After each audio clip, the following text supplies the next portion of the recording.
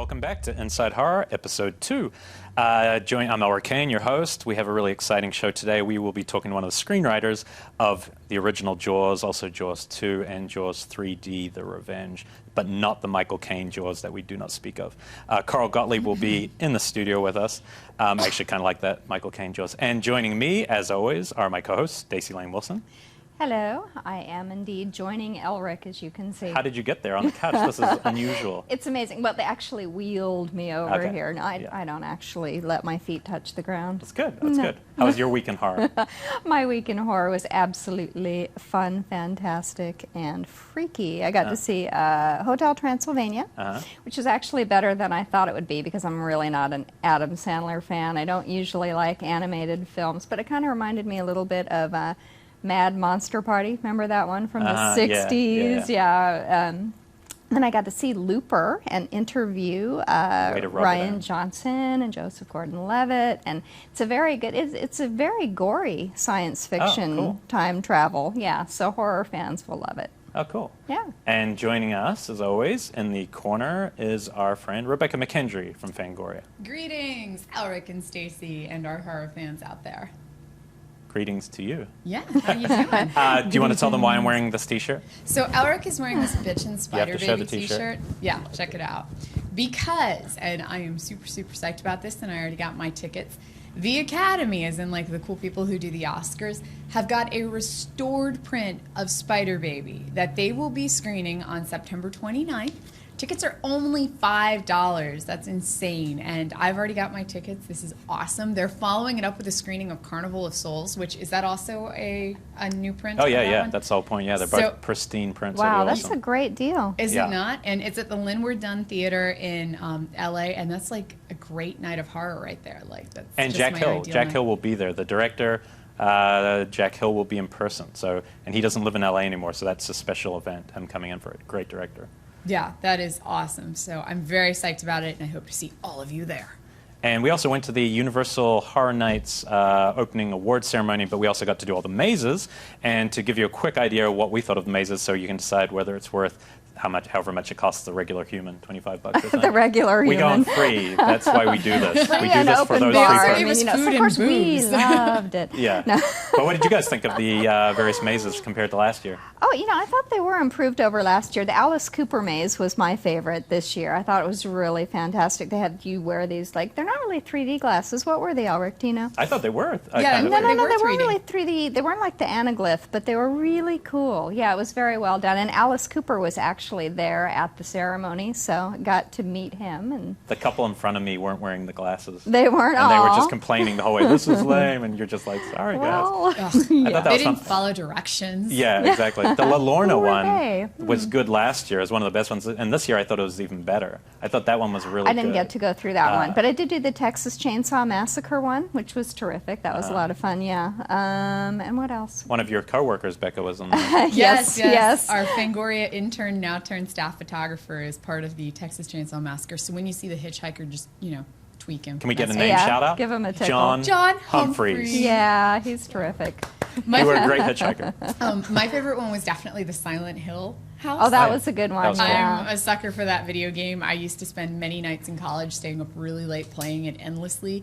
And so I just absolutely loved that house. But did you guys notice the smells this year? Yeah. Yeah, and it's not just, because because you're pregnant, you're more sensitive, but no, it was terrible. They were really But on pretty purpose, right? strong. They're on Yeah, it was purpose. like They the want- rotting corpses. Yeah. Yeah. Yeah, I thought that was interesting. Yeah. That was the weirdest thing, is they kind of made smell-o-vision throughout the Yeah. houses. So when you were It in the- adds to the ambiance Yeah, of it I all, like right? Yeah, like the Texas Chainsaw Massacre house, I left smelling like bacon. And Wow. seriously, it smelled like bacon through the whole house. So I guess it's up to you guys if you want to part with $25. I think we got to go to the front of the line each time. There was like a couple-hour line wait, and the mazes themselves only take about a minute and a half to 2 Right, minutes. but there's the terror tram. Right. You got to go inside the psycho house for a bit? Right. No, outside No. it. The We terror got tram was to actually outside. pretty Let you weak. in? Oh. Yeah. So I think it's worth it, but I would get a front of line pass, and that's all. Oh, I'll say sure. about that. Just go ahead and do Just, that. No just problem. fork out another however much money. It's once a year. If you're a big horror fan, Yeah. it's totally worth it. Not Yeah. to stand 3 hours in line to see Yeah. 2 minutes worth of a There haunted is a house. lot, though. I mean, even around the park, the whole park is decorated, and they've got, actors jumping out at you. Right, and yeah, it's fun. They've got some sideshows and things. So, yeah, it's a lot of fun. It's a good night. But moving into our deep sea water rising terror at sea yes. special in honor of our guest, there's a new entry in the killer shark genre coming to Blu-ray this week. It is called Bait 3D. What did you guys think of this new entry?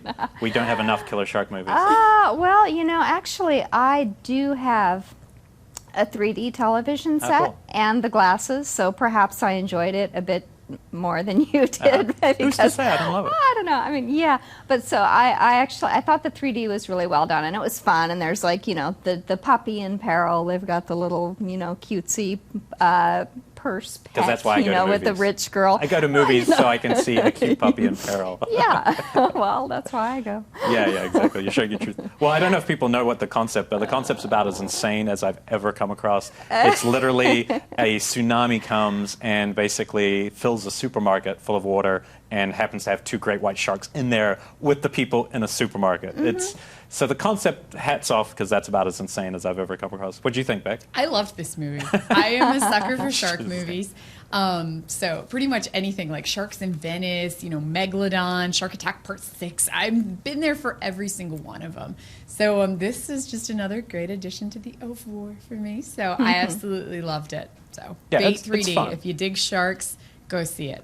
It's definitely fun, and it only had 6 writers. That's usually a good sign. One of those 6 writers happened to be the writer of Highlander, so Russell Mulcahy. wow. So his 6th is quite good. I believe that he was set to direct it originally, He might have been, yeah. That could have been it what actually would have been more suspenseful and had better action scenes Yeah. probably if he had directed it. But I was entertained. Yeah, the leads are really Yeah, good. It's the yeah. guy from The Loved Ones, the Sharni Vincent from You're Next, coming out next year. Right. All the others, I had issues with the accents. I keep complaining. The All guy these from Australians doing the Nip Tuck, American right? accent. Is it Julian McMahon? Julian McMahon Yeah. from Nip Tuck. It was Right, a little yeah. all over the place. But it's fun. If you're into just a Yeah. fun, dumb Shark Attack movie, unlike the great one we're going to be talking about today. Yes. Also, so beyond that, terror at sea films. We want to hear from you guys what your favorite terror at sea or deep sea rising films are. We're going to quickly go around and tell you ours. So, Becca, what's your favorite?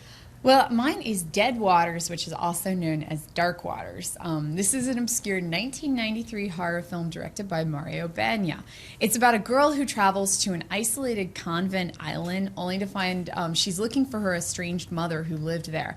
She soon discovers that all the nuns in the convent are completely evil and worshipping unholy sea monsters. It's just absolutely fantastic. Very Lovecraftian, very influenced by Shadow over Innsmouth.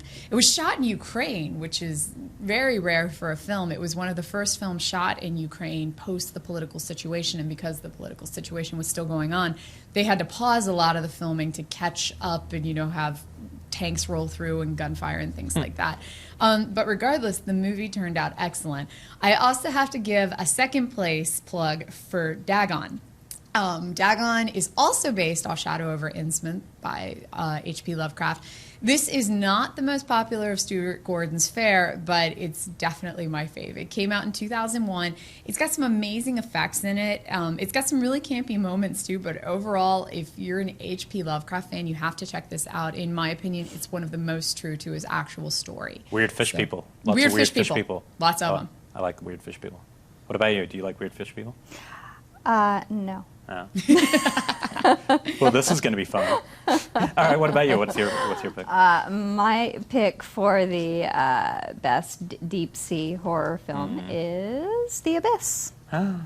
I know. Sell out. James Cameron. No, and Michael Bean. Yeah, Our Michael friend Biehn. Michael Bean is in that movie. He's good. He's the best. Yeah, in no, it. I really do. I enjoy it because it's really good. It's a science fiction horror film, and it's I think it's James Cameron doing what he does best, pretty much telling an epic story, but through personal Emotional spectacle. characters. Yeah. Does spectacle with Yeah, emotion. and like the it's rare. CGI still holds up to this day. I think it's really well done. I haven't seen it for a while. Well, then my pick's like bottom of the barrel. My pick is Leviathan, which is basically The Abyss, if it was directed by Corman.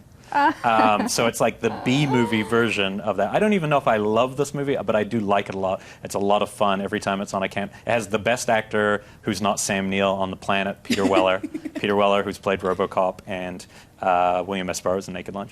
It's directed by the guy who made Rambo, George P. Cosmatos, who is the father of the guy who made this year, Beyond the Black Rainbow, which is a pretty interesting head trip kind of movie. But this is a lot of fun. And the monster in this movie, what I really like about the monster, it's a mixture of like Alien, The Thing, and Society, all meshed in together. It makes almost no sense, but it looks awesome. And I'm going to put a spoiler alert right now. If you've not seen this movie, turn off right now for a second. It has the worst, best line to end a movie I've ever seen in my life. It's absolutely abysmal. Basically, so if you haven't seen it, don't watch this. Basically, they have a little bomb. The monster comes up, opens its mouth. Peter Weller shoots the grenade or whatever into the creature's mouth like a basketball. He even puts up his hand, and then he says, "Say ah, motherfucker." And that's the end of the movie. It's abysmal, but it's also kind of funny and definitely worth seeking out. Oh my gosh. And it's Peter Weller saying that. So that's awesome. Hey, before we move on, just Becca, I wanted to let you know that Mariano just texted and said thanks for shouting out to his movie. He's very classy. appreciative. Yes. And Elric, I have to say, Leviathan, no matter how much of a campy movie it is, there's this scene where the woman has become infected with the parasite. Oh, yeah. And she's like brushing her hair, and all of it starts falling out in chunks. And that scene used to give me nightmares when I was a kid. And that's going to happen to you now that you're pregnant. I know, all my hair's going to fall out. It's Weirdly like enough, a little bit. Leviathan It won't be all quite as over scary. again. Next But- thing you know, I'm going to have creatures growing out of my arms like they did. Oh, wait, Peter Weller just texted. No, he didn't. Oh, well, I guess some of us have Texted connections. me. Yeah. Peter Weller is anybody texting no texting one. Okay, so we'll move on briefly from our deep sea fun. We'll be back with our guests soon. Every week we are adding another blogger's voice to our show because we always tell you our picks. Last week we had Jill Kill weigh in on the film that kind of is most special or maybe push them in the direction of horror. This week we have one of my favorite writers and also a really great filmmaker, Drew Daywalt, who was on our panel show last week. He's going to tell you about which horror film was most pertinent to his career. And afterwards, go read his blogs on fearnet.com. He has exceptional blogs. They're more like horror analysis. Really smart guy. So let's check out Drew Daywalt. Hello, Elric and Staci and everybody at FearNet. This is Drew Daywalt. I've come on to talk about one of the first horror movies I ever saw that really inspired me and made me want to get involved in making horror films. And it's a film I saw when I was a teenager. We got it on VHS in the late 80s, I think. And it was called The Shining, starring Jack Nicholson. I'm sure most of you have already seen it. If you haven't, you're in for a treat. You need to go rent it. But the reason I bring that movie up is because in the 80s there was such a plethora of films that were teenagers in trouble, slasher movies, and this is one of the films that I saw that came along, and it had protagonists that were grown adults and a child. It had a very mature approach to horror. It was a ghost story, which I love ghost stories. And one of the interesting things that Stanley Kubrick did was he used lightness and the color white to replace black and darkness in a horror film. So most of the film you'll see is incredibly brightly lit, and even the scenes at night are in snow with bright lights on. I think he really succeeded at giving us terror that wasn't necessarily dark and foreboding. As a matter of fact, it was bright and glary. And I thought that's really interesting that he went completely against the grain. So that, and I think probably the other reason that I really was attracted to the film was Kubrick put a child in danger. And many horror films will put a woman or a child in danger. It's just human instinct to want to protect them. And I always related to the child in danger. I grew up in a haunted house, one of the most haunted houses in Ohio. It was a 150-year-old stagecoach stop. So I could really relate to the little boy wheeling around the house in his tricycle. So anyway, that's probably the movie that inspired me the most of all the horror films I've seen. It made me think, wow, you don't have to go right down the line and do it by the book. You can actually do something that's different and still terrifying. So thanks, guys. Talk to you later. Thanks, Drew. That was live on Skype. But I don't know if you can drop a bomb at the end of it, like a 1.5 minute thing where you say, yeah, and I lived in a haunted stagecoach. That's another story. But actually, that story is available on our is show a from past last show. season. Yes, It's pretty fascinating. Yeah, it's very interesting. But no, his blog is really probably my favorite online, so I would definitely go look it up on FearNet. But we have to move along quickly because we do want to get as much time to the guests. Yep. We have Becca with some quick news headlines. Yes. Before we jump into the news, I do have to give a couple of notes to our people who are commenting online. So far, we've gotten comments about their favorite terror at sea film. Yep. Oh, yeah. We've heard Creepshow 2. Piranha, who our all-star poet said was just kind of scary bad, but I liked Piranha. So somebody else agreed with Creepshow 2 as just being an awesome terror at sea movie. And Ranger Tube fan loves Leviathan right along beside you. So. Tell him to say Say motherfucker. So in news this week, Bowling for Boobies, the wonderful, wonderful Horror Starlets team, is doing a signing and a fundraiser to continue their efforts to raise money for breast cancer research. They are doing a signing at Dark Delicacies on September 30th. Now, if you can't make it to Dark Delicacies in LA, you can also purchase autographed pictures and a custom-painted autographed bowling ball online.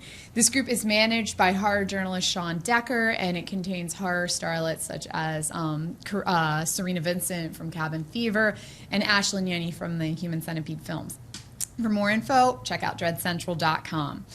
Also in the news this week, Fantastic Fest. We're starting to get a couple of the reviews rolling out of the films at Fantastic Fest, including the one that everybody is waiting for, Frankenweenie. Tim Burton's new Frankenweenie has gotten rave reviews so far. The film is about young boy Victor, whose dog dies, and he tries to bring him back to life successfully. He brings back his dog Sparky, who has monstrous consequences. And supposedly this is an absolutely wonderful film for both adults and children, filled with endless horror references and tons of horror nostalgia. The Fangoria reviewer that we had, check it out at Fantastic Fest, Sam Zimmerman, gave it an excellent review. So I cannot wait to see that one. Next up, early word on The Collection. Now, this has been announced to be the first film showing at the Los Angeles Screen Fest this year. It's directed by Marcus Dunstan, who was the writer of Saw 4, 5, and Saw 3D. The film centers around a traumatized man who's forced to rescue beautiful women who have become the victim of this craze killer who collects humans in his booby-trapped house of horrors. This is kind of a gorier version of The Collector, a film that came out a couple of years ago. And that itself is based off a 1963 book, The Collector by John Fowles. And I actually used to teach this book to high school students, and I now can't believe I used to teach this to high school students. But it's a really good book, so check it out.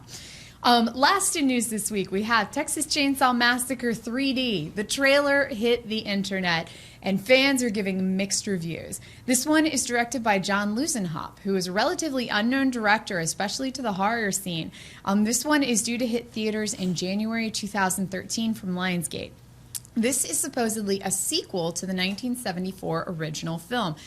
Apparently, it picks up right where the prior film leaves off. The film is about a girl who inherits a house from her dead grandfather. We can only assume he's the grandfather who dies in the 1974 version. She and her group of sexy teen friends then travel to the house to claim her inheritance, and oops, Leatherface still lives there. And I assume all hell breaks loose, literally. So reactions, guys. This is kind of a controversial one. This is the 7th in the Texas Chainsaw Massacre franchise. Wow. This time they're going to make it work. They time are. It's gonna work. Yes. It looked kind of generic to me. The casting looked generic. I mean, I don't say this lightly. Me saying a film should have been a found footage film, because you know how I feel about found footage, but I almost feel if you're going to go back to the well this many times with a franchise, maybe it would have been interesting to have found a different angle, a different way to tell the story. And maybe if it had been something like somebody taking over a house and discovering the story and piecing something together, it might have been more compelling than just another remake of the same property, you know. So I have, you know, the only good thing is that Bill Moseley's been cast. Oh, okay. And as part of the family, and he is chopped up in number 2. Right. So to me, that's cool. Maybe, I don't know what he's going to be playing exactly, but that interests me a little bit. Yeah, I'd see it for Bill. Yeah, so there you go. But yeah, the trailer itself was so-so. But let's move on. Let's get away from bad remakes and go to the film that kind of started it all. So our guest, who's going to be coming on just after trailer tonight, has written one of the scariest films ever made, in Jaws, obviously. He also wrote one of the funniest that we're not going to really be going into today, being The Jerk. So definitely check that out if you can. We're going to stick with the masterpiece Jaws. We're going to have a quick look at the trailer for the Blu-ray release. It was like the 100th anniversary of Paramount, I believe, for this Blu-ray. Have a quick look at that, and then we'll be back with Carl Gottlieb.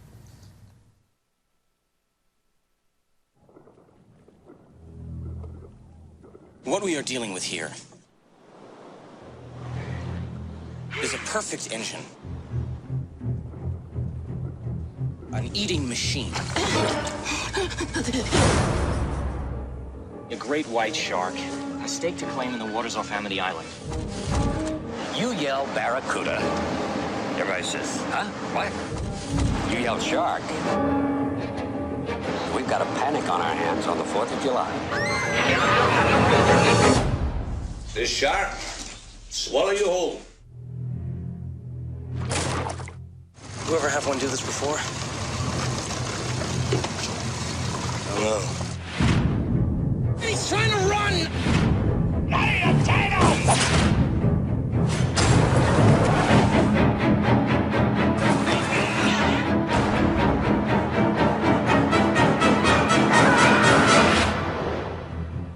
You're gonna need a bigger boat.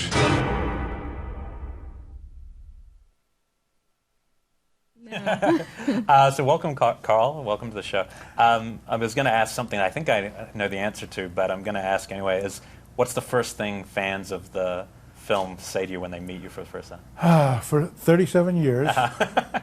You know, after I saw that movie, I didn't go in the water for 6 months, 3 months. I didn't take a bath. I wouldn't go in the shower. I didn't any variation of hydrophobia. What was the craziest you ever heard? Did you ever hear anything that was very strange? Yeah, there was someone who wouldn't go in the swimming pool, wouldn't go in the bathtub. Oh, wow! You know, I mean, right. And I shudder to imagine if that person had been at home, you know, just washing their hands and face, and somebody had played the music. Dum dum dum dum dum dum dum. Did you ever have any marine biologists? I'm just curious what they would, if you met a marine biologist, what would their reaction be to you?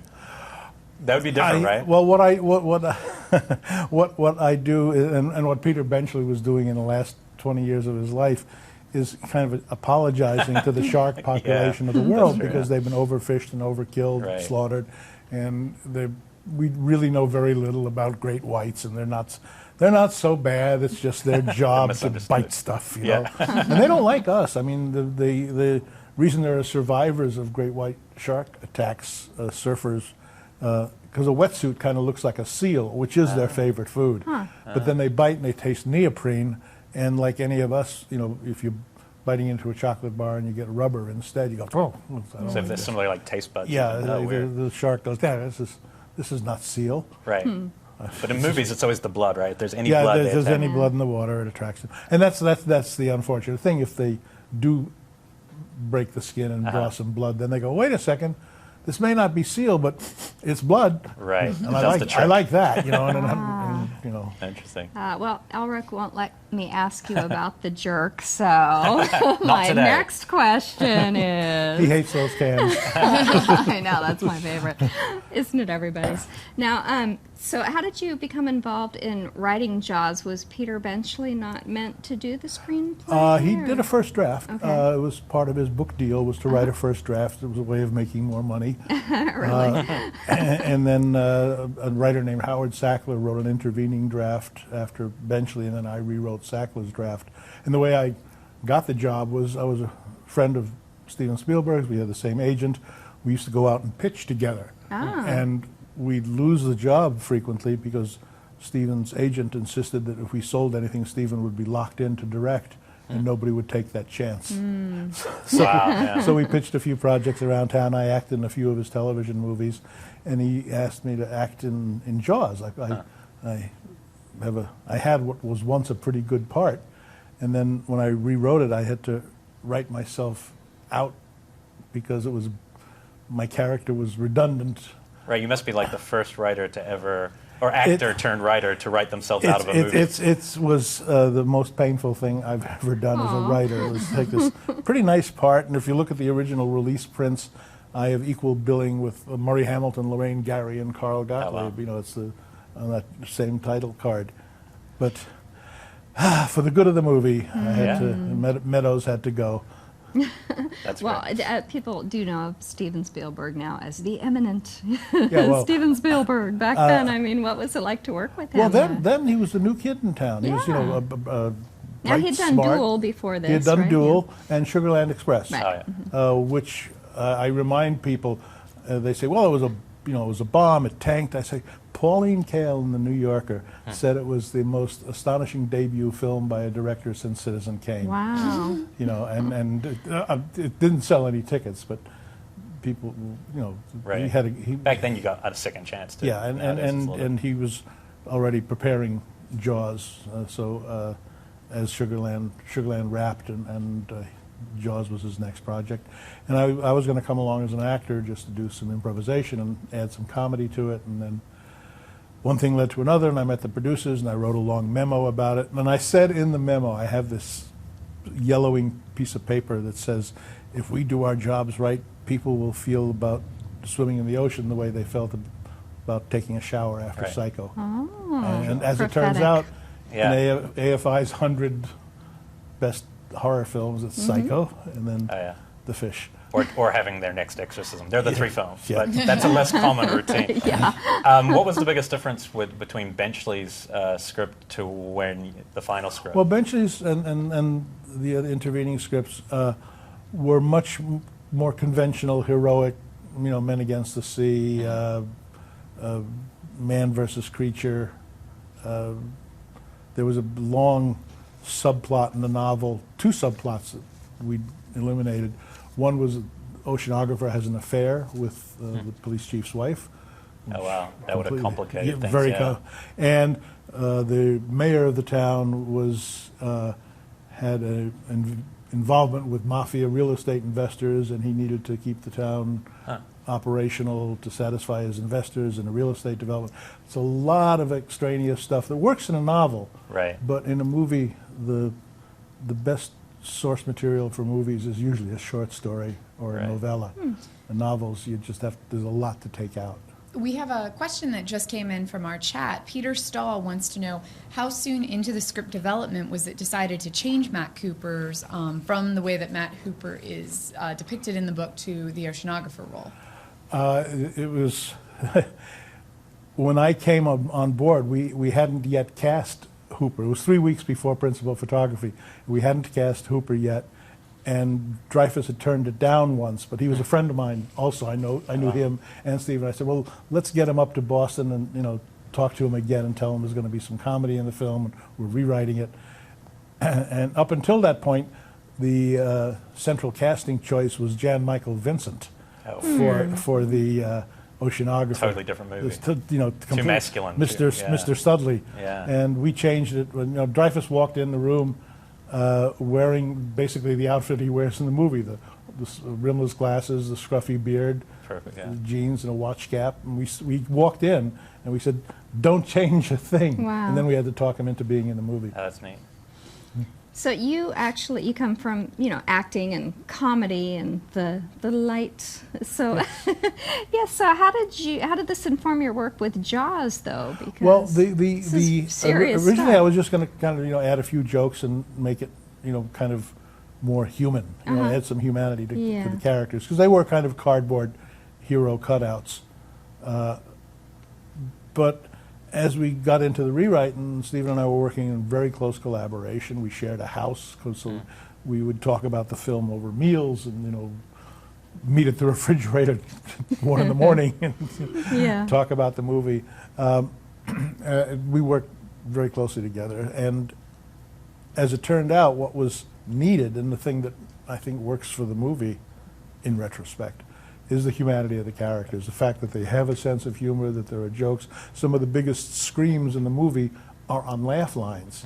And that's been kind of a trick or a technique of horror films ever since. Before that, you didn't have laughs in horror movies, perhaps some inadvertent laughs, drive-in laughs, but you didn't go for comedy in a movie. And then it became kind of obvious that Get them while they're relaxed. They're disarmed. They're disarmed by a laugh, and if in the middle of a laugh the bloody axe falls, then it's so much more effective. Interesting. The mechanical shark. So we all know, and the DVD, Blu-ray obviously has a great documentary. But I'm curious, as a writer on set, which is unique in itself, when their problems started occurring with the shark, did they ask you to start doing rewrites? Yeah, well, we were rewriting as we were shooting, which is not the best way to make a movie. And a lot of the scenes were intended to be cover scenes in case the shark didn't work, if we had a rainy day and we couldn't shoot outdoors. And as we started shooting up the cover and the shark was still not working, Stephen and I had an epiphany. We both loved The Thing, the original one. And that's a small black and white film. It's very terrifying, but you don't see the giant carrot played by James Arness? James Arness. You don't see the creature until about halfway, three-quarters of the way through the movie. And yet it's very, very effective. You see the after effects, you anticipate the movie. There's a Geiger counter device that goes tick, tick, tick, tick, tick, which is kind of like the fin going through the water and not seeing the whole shark. So we took that as a model. We said, okay, let's work it then. And that we got to start writing stuff to show the power of the shark without being able to reveal the shark. So you had the scene on the dock with the guys going in the water. You had the scene in the estuary where you got a glimpse of the shark. And you saw, a severed leg. Oh, and even the opening. The opening is so and, dramatic. the opening, but the opening's out of the novel. The opening is the first 3 pages of the novel is the opening sequence of the movie, except for the party. Was the POV of the shark stuff in the script, or was that a directing decision? That was no, that's the novel. Okay, I mean, that was Peter Benchley's genius in that novel. You got the shark's point of view. The opening 4 pages of the novel is the shark browsing.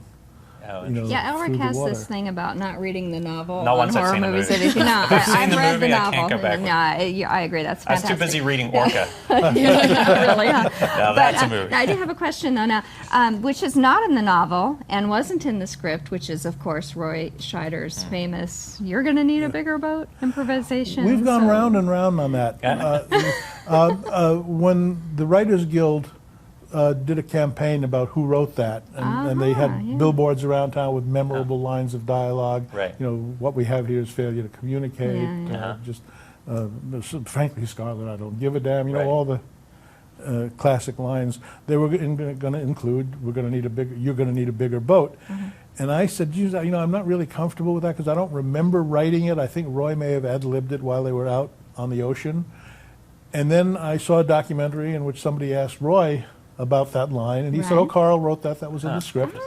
So then I said, "Oh shit! I could have had my, my poster with my line." So I don't know who wrote the script, but I know who wrote the script.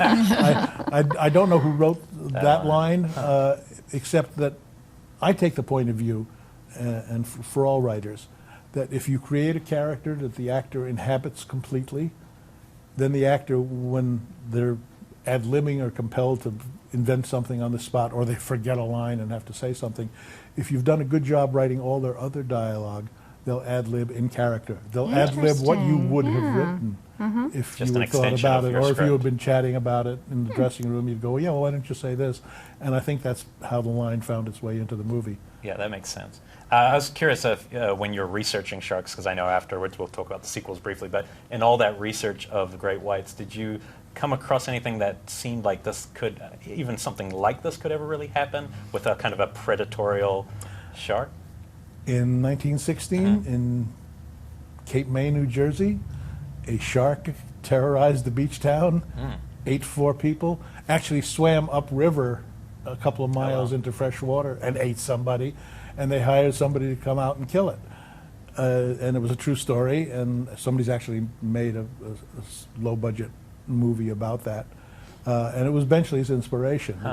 It actually happened in real life fairly close to that. Yeah, there's an excellent documentary actually on that happening. Yeah. It's really fascinating story. So Jaws was a public service announcement to keep people out of the water, because that can really happen. Unless you're an entrepreneur in a summer kind of beach town, in which case you have to weigh the benefits and the cost-benefit analysis of keeping the beaches open.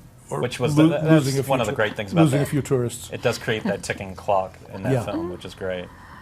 Now, what was the first public screening like of Jaws? Because we know it now as this legendary film, but what was the initial reaction to it? There were 2 paid previews, and they were sneaks. In the old studio sense, where the audience didn't know what they were going to be seeing.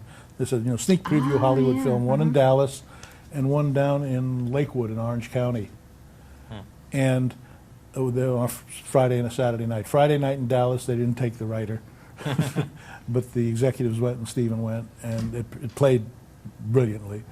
And then the next night we went to see it with like a hometown Southern California audience in Orange County, and people love the beach. So yeah, and it was a memorable, incredible first. Audience didn't know what they were seeing. They were grabbed at the first. The opening scene got them, and by the end of the movie, they were hysterical, applauding, wonderful, just going crazy, and the lobby was so abuzz that the executives, Sid Sheinberg, Henry H. Martin, the guys who were in charge of marketing and publicity, they went into the men's room. It was the only quiet place in the theater where you could talk. And these four suits, and I happened to be in there because I was using the men's room, these four suits kind of reformulated the release plan into the multiple screen release, which set another pattern, a business model that has persisted called to this day. Technically the first blockbuster, right? The first summer blockbuster. The pattern was not unusual. There's a few other pictures. Right. There was something that opened Jaws only opened on 400 or 500 screens, which is small by today's standards. But the notion had been explored a couple of times, but no picture had delivered. But Jaws actually opened in 500 theaters and played through the summer and into the fall, and just kept getting repeat business, which was the first time that had happened. That young people started returning to a film to see it with their friends and multiple visits. And so Jaws and Star Wars were kind of the two blockbusters that some people now say, oh, you guys created this pattern that's ruined cinema. But what's interesting is those films were still character-driven blockbusters. Now we're dealing with Transformers, which is effects-driven and not character. Do you think we could return to a character-driven blockbuster like you? One hopes, but that would take more intelligence and commitment and sense of marketing than the studio heads seem to possess these days. Nothing personal against you studio heads out there, but boy, look at what you've done. No, it's changed a lot. I mean, that was a golden era, and it seems like a lot of that talent, especially on the writing side, has gone to television over the last 20 years. So. Yeah, the best stuff, week in, week out, the best drama, the best comedy is on the tube, not on the big screen. It's a shame. Now, your book, The Jaws Log, is in an anniversary edition. We have a picture of it. No, we do. Hey, the picture there it is. Wow. There it is. What a surprising cover that is. To this day, the best-selling book about a movie ever written. Millions of copies in print. That. Now, you were asked to do this, right? It was being filmed. Now, was there any censorship at all? Like they said, no, you can't say this or that? There was no time. The original notion was to do like a three-part coffee table book with a section by the director, a section by the producers, and a section by the novelist about the making of the movie. And then everybody was too busy, and I was going to ghostwrite Stephen's section anyway as his friend, because he was preparing Close Encounters. So as people started falling out, they came to me about March of '75 and said, can you write the book by yourself? And with the same enthusiasm that I'd done the movie the year earlier, I said, sure, and went off and wrote the book. And luckily I had lived through the experience, so I didn't have to do a lot of complicated research and interview people about stuff I didn't know anything about. I had to talk to some people who were on the movie before I started, and about some of the mechanical effects people who worked on the island after I left. But with the exception of those few interviews, I was able to write the book and explain the process, which is why I think it's Brian Singer Singer said it's the most influential little movie-making Bible. Yeah.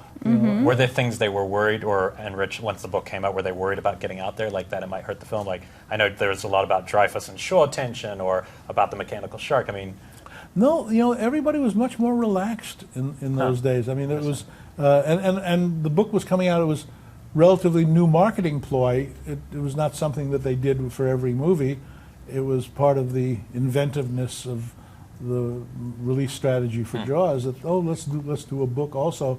And the beauty of it for me as an author was the process hadn't been institutionalized yet, where in the promotion budget of the movie nowadays is 10 grand for somebody to hack out a book, or a DVD extra, as a work for hire, or would get a crew to shoot a making of documentary. They said, well, we need a book. We got a publisher who wants to work with us, so go make your own deal. So having a cousin in the publishing business who conferred with my agent, I made a really responsible, good author's deal for the book, which nowadays would be impossible. And the pictures in the book, of course, are copyright by Universal, but the text is my copyright, and the introduction is Peter Benchley's. What's new in the revised version? The revised, they asked me to write more material for the expanded edition, and I said, for how much? And they said, oh, well, we thought nothing. And I said, well, that's what I'll write then. So what they've done basically is they put together all the introductions from the various editions, and I don't know if they've done the index, but they did do the endnotes, which I wrote for the 25th and 30th anniversary editions, which are fairly complete and thorough and explode some myths like the Indianapolis speech and go into deeper background. And I actually was able to say 30 years later things that I couldn't say when we made the movie, because the actors were still sensitive. The studio had studio concerns, but now it's all out on the table. Now it's all that's cool.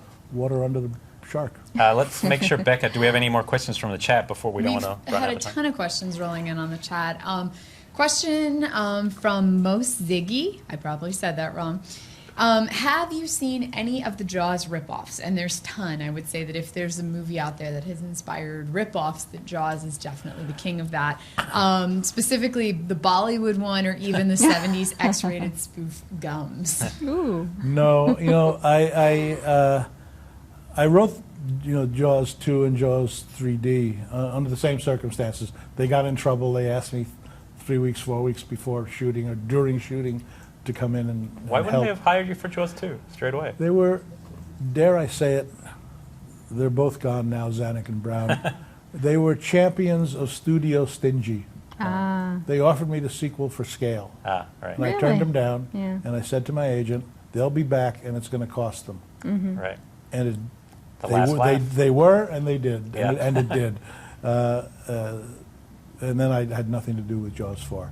As for the others, Orca and Gums and all the others. And this year alone, I think there's been like 4. I saw a CGI, some brilliant CGI stuff about a shark in the sand. I don't know. Oh, wow. The shark that was swimming under the sand and coming up like the sandworm. It's like and, Critters and meets Critters. Tremors Tremors, or whatever. yeah. Tremors, yeah.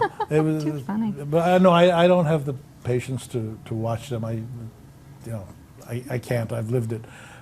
I was after Jaws, between Jaws and Jaws 2, I was offered Pause about an unstoppable grizzly bear who just terrorizing a mountain resort time at ski season. Wow, that sounds like a stretch. Yeah. I don't know how. But without Spielberg, right? So it wouldn't have. That could be a problem. Did you ever come up with any other crazy ideas for sequels that you never actually got to make for that? Well, there was one that's more legend than fact. There was something that Matty Simmons and the National Lampoon crew that was called Jaws 3 People Nothing. That was into. Was this a Joe Dante concept? It was. It was some Lampoon writers when Lampoon was based at Universal, and they wanted to do a comedy. It was going to be kind of a self-referential film within a film about the making of a Jaws kind of a movie.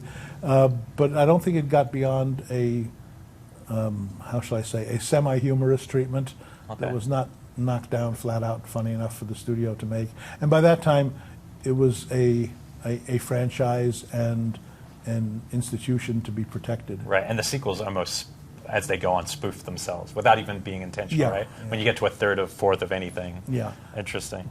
Now we're just running out of time, so we end with a couple questions. You'll have to make the third one up. I can do it. So these are just quick answers. You don't have to worry. Don't have to think. Do you remember the first scary movie you ever saw?